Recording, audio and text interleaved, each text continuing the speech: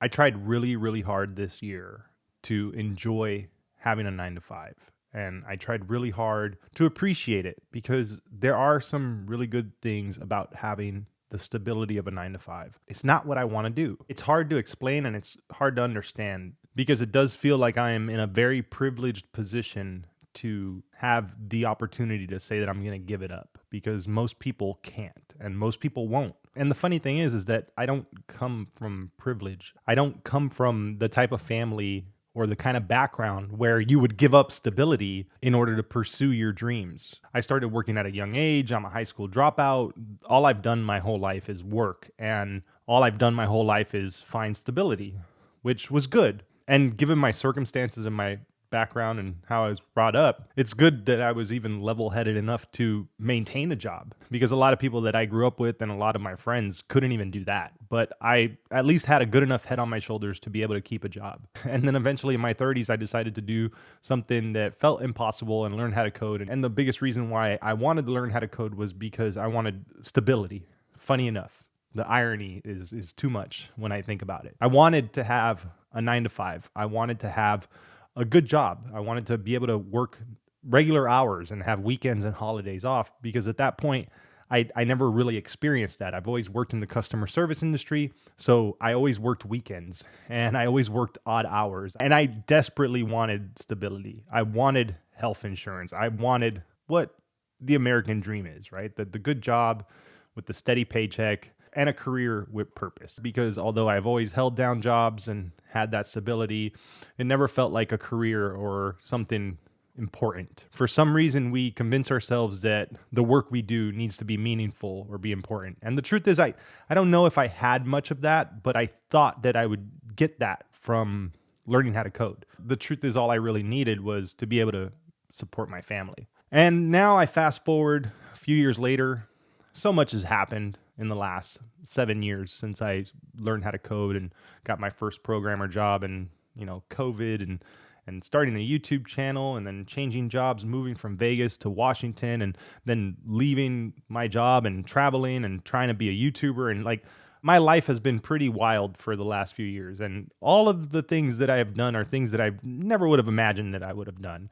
And giving up the stability of a 9 to 5 and having a good job is something that I really never thought I would have done when I started doing all of this in the first place. And I really question myself, like, why is it that I don't want this, right? Maybe my life has become too easy and I need a challenge. Maybe I don't feel like I have any purpose. It's funny, and I've talked about this before, is that you expect your job to be meaningful, and you expect your career to give you purpose, and you expect programming and design work to be creative, that interest in wanting to do it and have that effect of making you enjoy what you do, and have almost a creative outlet in your work, and just feel satisfied with what you do for a living. And I really felt that at times when it came to being a programmer and learning how to code. But I will say that the most fun and the most that I ever enjoyed being a developer was when I was learning how to code, was at my first job, because I had a team that I really appreciated, and I was brand new to it, and it felt like I had achieved everything I wanted to achieve with that first job. The salary wasn't there, but I did it. I made it. And then I feel it too when I work on things that are mine. And I talked about this a little bit already in the last video, and I'm just kind of doing these videos to, I don't know, log some of the stuff I'm thinking, and talk about some of the reasoning behind this, and just document more of the process, because I think it's good for people who are thinking about this stuff or wondering what goes on in somebody's head when they decide to do something like this. I think it's good to make this kind of content. But I'm talking about it because I feel that purpose and that meaningfulness. I feel that when I am building things that belong to me, when I'm building my ideas, when I'm working and creating content that I want to make, or things that I want to talk about, or things that interest me, or just anything that is mine. Early in my career, I had a mentor that told me, like, the code you write for companies is not yours. You don't own that. Don't have the attachment to any code base. Don't have an attachment to any of the work you do, because one day you could lose your job or the thing that you've worked on could get scrapped. And I didn't understand that. He had years of experience on me and I didn't get it. And this was the same guy that told me that he was desperately waiting to the point where he could retire so that he can go like own a coffee shop somewhere and not have to write code. And when I had first started, I felt the total opposite. I was like, I can't wait to write code for the rest of my life. And now a few years in, I'm feeling like the grumpy old developer. I'm feeling like the person who's just fed up with the job. There's been a lot of back and forth, and I've thought about a lot of the circumstances, and I've thought about a lot of the consequences of me giving up a job. There was a comment in the last video that said, like, aren't you worried that you won't be hireable? You know, of course I am, right? Like that's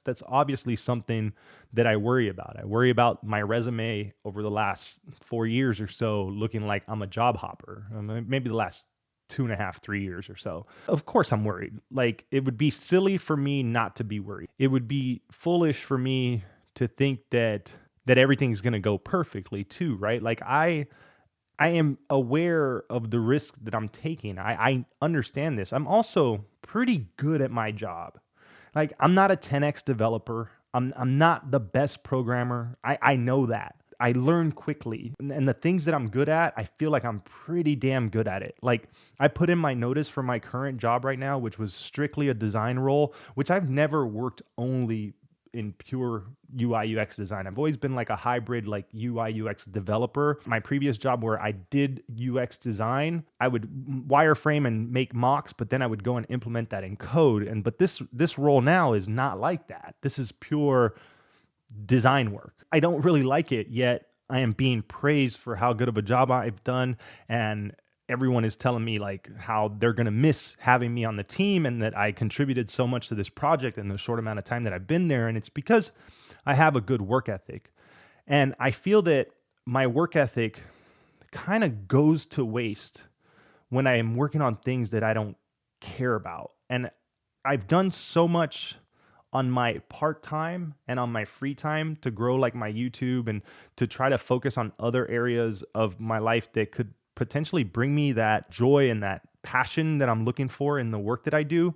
And I just think like, what if I could do this full time? While the consequences and the repercussions and all the bad things that could happen do worry me, I am more scared of what happens if I don't try to do this stuff. And I felt a lot of this when we went to Europe. And unfortunately, there was just a lot of mistakes that we made there. And I've learned from them. And I am better prepared this time around to do it again. Also have a much better idea of what I want to do and what my goals are in this next attempt of doing this. But I would be an idiot if I wasn't worried about what happens if I don't make it work.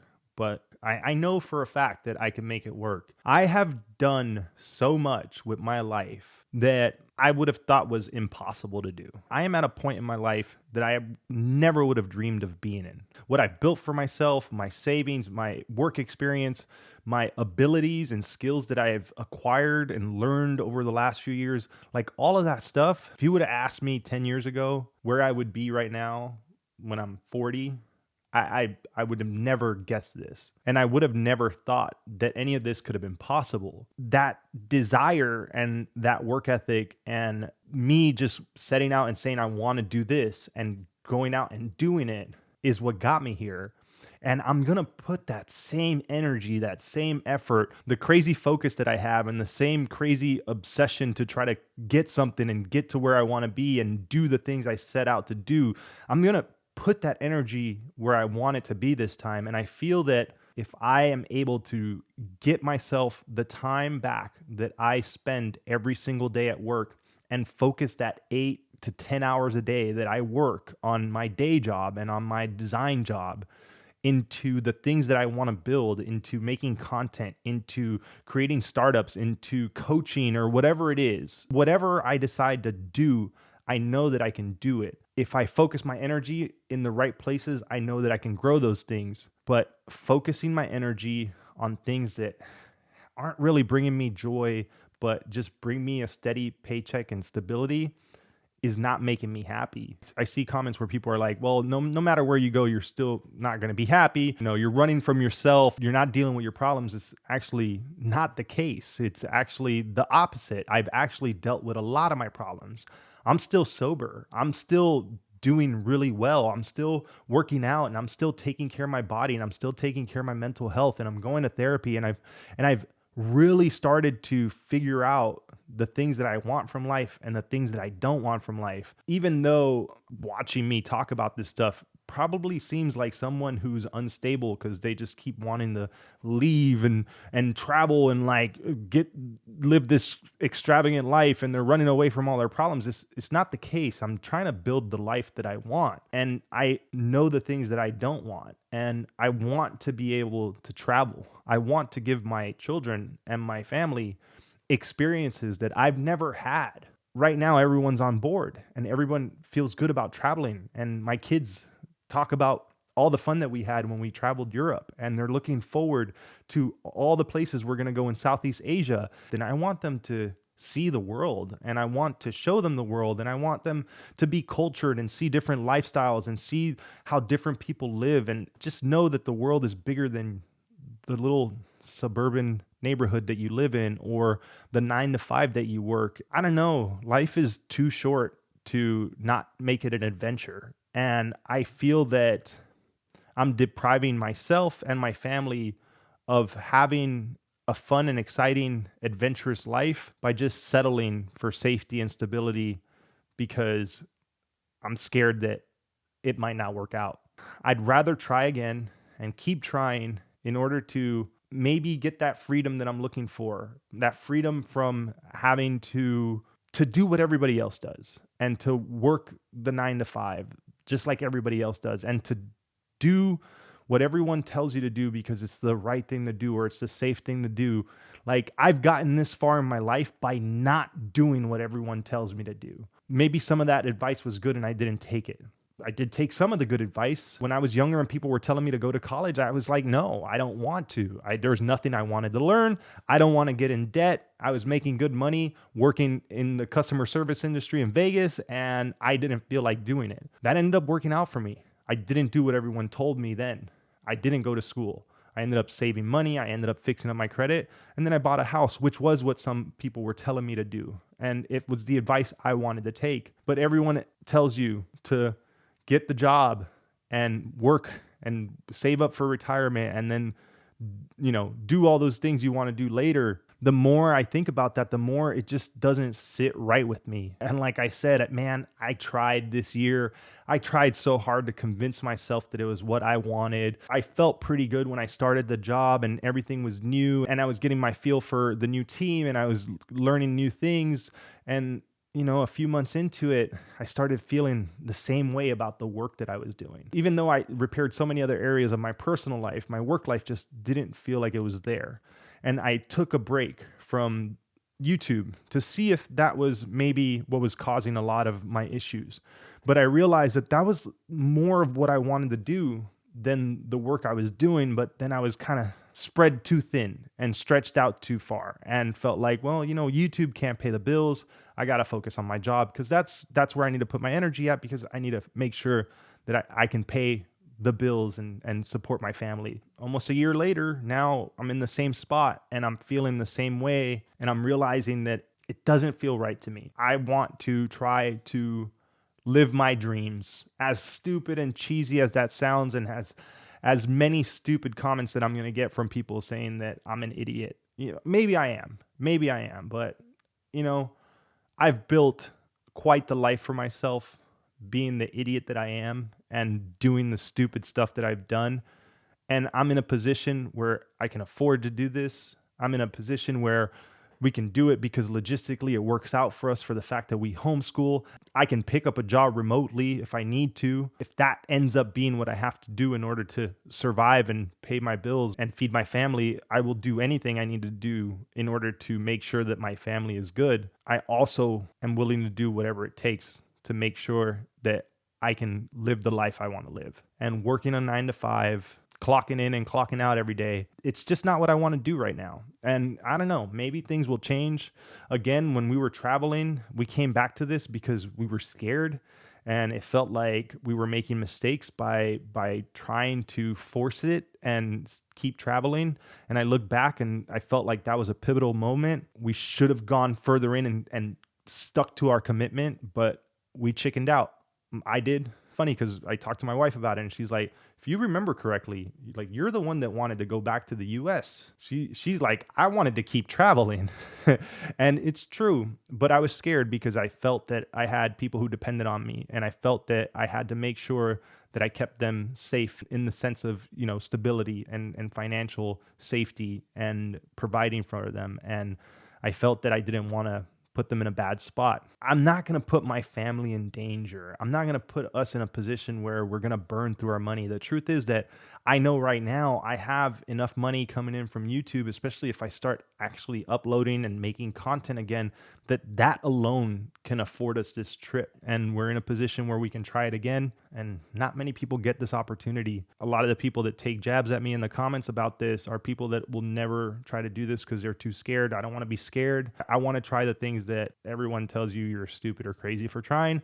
And I want to try to live the life that I want to live.